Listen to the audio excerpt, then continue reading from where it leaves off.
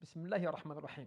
Mes chers frères et sœurs, il est important dans la vie d'être optimiste, de voir les choses positivement, même quand les choses autour de toi vont mal, ou que de manière générale tu vois des choses qui ne sont pas positives.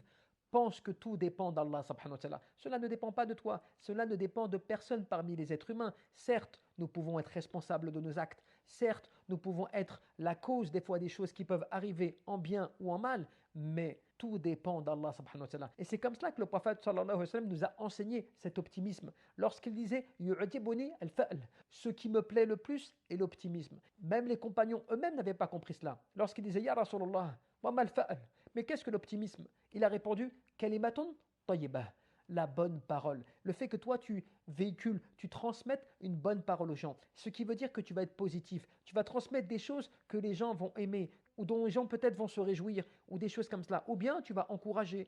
Toute chose qui va aider à ne pas être dans une position négative, d'être optimiste, de croire en Allah subhanahu wa ta'ala, de s'en remettre à Allah, de se rappeler que tout dépend d'Allah. Et c'est comme cela que l'un de nos pieux disait Aslu kulli khair, le fondement même du bien, an ta'lam, que tu saches, anna ma Allah kana, que ce que Allah veut sera.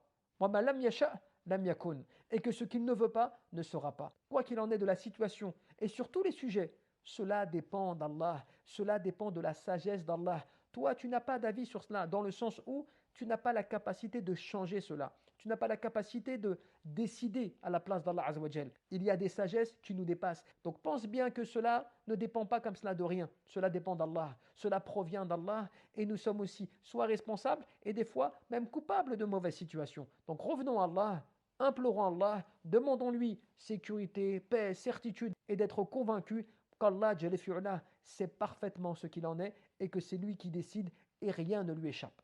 Wallahu a'lam, barakallahu fikum.